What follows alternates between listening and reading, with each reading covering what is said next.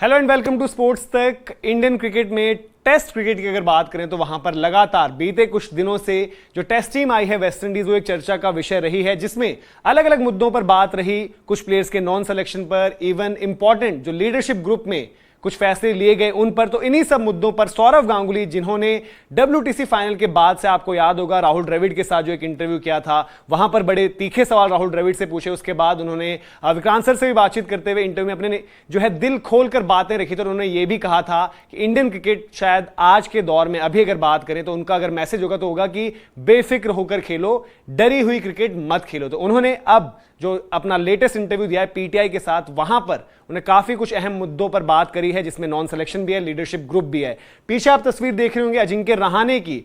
तो सौरव गांगुली कह रहे हैं कि उनके समझ से परे है, या जिस तरीके का फैसला लिया गया उनको इसके पीछे की सोच कुछ समझ में नहीं आ रही कि आपने वाइस कैप्टन जो है अजिंक्य रहाणे को नेम किया है। अजिंक्य रहाणे, आपको याद होगा कि तकरीबन 18 महीने जो है टीम से बाहर रहे थे, टीम में वापसी करते हैं, एक टेस्ट मैच WTC का फाइनल खेलते हैं, और उसके बाद जो अगली टीम आती है वहां पर आप सीधे उनको एलिवेट कर देते हो वाइस कैप्टन के तौर पर। वहां पर सौरव गांगुली ने अपने सजेशंस भी दिए। उन्होंने कहा कि अगर आप टीम में से किसी को ढूंढ रहे थे तो उसमें रविंद्र जडेजा का भी नाम उन्होंने दिया कि रविंद्र जडेजा भी एक ऐसे खिलाड़ी हैं जो लगातार टेस्ट क्रिकेट खेल रहे हैं, तो आप अगर चाहते तो उनको भी नेम कर सकते थे। और शायद ये उन्होंने नहीं कहा, बट एक तरीके से हो सकता है, क्योंकि आप उनको कंसिस्टेंट परफॉर्मेंसेस के लिए जो है एक रिवॉर्ड दे रहे हो, उनको वाइस कैप्टनसी का वहां पर दे रहे हो। लेकिन अजिंक्य रहाणे का डिसीजन उन्होंने कहा कि समझ में नहीं आया। उनसे शुभमन गिल के पूरे बारे में जब पूछा गया तो उन्होंने कहा कि हाँ, वो भी एक विकल्प हो सकते थे। हालांकि शुभमन के साथ यह कि उनकी भी अभी धीरे धीरे उनको पहले तो पूरे तरीके से अपनी जगह सील करनी होगी। लेकिन हाँ, जहां पर हम बात करते हैं कि आप एक यंगस्टर को ग्रूम जब कर रहे होते हैं, जो हमने देखा था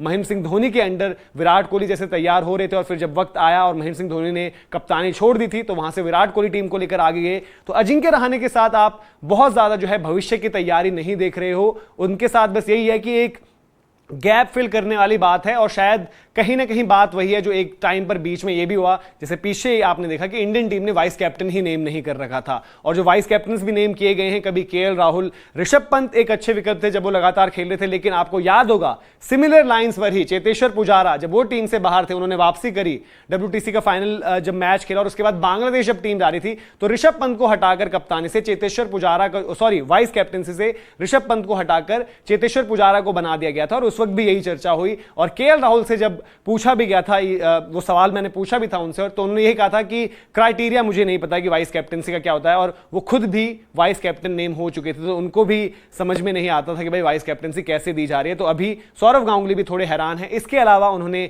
एक और बात कही है, वो कही है जो सब लोग जानना चाहते हैं कि सरफराज, अभिमन्यु ईश्वरन जो लगातार रन बना रहे हैं डोमेस्टिक में, वो बाहर क्यों है, क्या उसके पीछे की वजह है। तो अलग अलग वजह आप लगातार देख रहे हैं, जिसमें लगातार अलग अलग रिपोर्ट्स आ रही है। एक बिल्कुल लेटेस्ट रिपोर्ट ये भी कहती है कुछ खिलाड़ियों की नॉन सिलेक्शन की वजह है, कुछ कोड ऑफ कंडक्ट इश्यूज हैं जो उनकी तरफ से ब्रीच हुए हैं, जो IPL के दौरान ब्रीच हुए हैं। लेकिन यहां पर सौरव गांगुली कहते हैं कि थोड़ा मुझे समझ में नहीं आ रहा है कि 2-3 साल से जो लगातार रन बना रहे हैं, चाहे वो सरफराज हैं, चाहे वो अभिमन्यु ईश्वरन हैं, वो टीम से बाहर कैसे हैं। तो ये पूरी की पूरी अपडेट थी जो सौरव गांगुली ने इंटरव्यू दिया है PTI के साथ बातचीत में। उन्होंने अलग अलग मुद्दों पर बात रखी, जिसमें इंपॉर्टेंट पॉइंट यही था, उन्होंने बोला कि समझ में नहीं आया कि भाई अजिंक्य रहाणे एक टेस्ट मैच के बाद ही सीधे आपने जो है वाइस कैप्टनसी उनको दे दी है। तो इस मुद्दे पर आपको क्या लगता है, और आप भी बताएं कि इंडियन टेस्ट टीम के लिहाज से न सिर्फ वाइस कैप्टन बल्कि अब रोहित शर्मा के बाद भी कप्तान, और जो आप देख रहे हैं कि नेक्स्ट लीडर वो कौन होना चाहिए, उस तरीके से आपकी राय क्या है, कमेंट सेक्शन में जरूर दर्ज करें। वीडियो इन्फॉर्मेशन पसंद आई हो तो लाइक भी करें, शेयर भी करें, और इसी तरीके से लगातार स्पोर्ट्स तक के साथ बने रहें।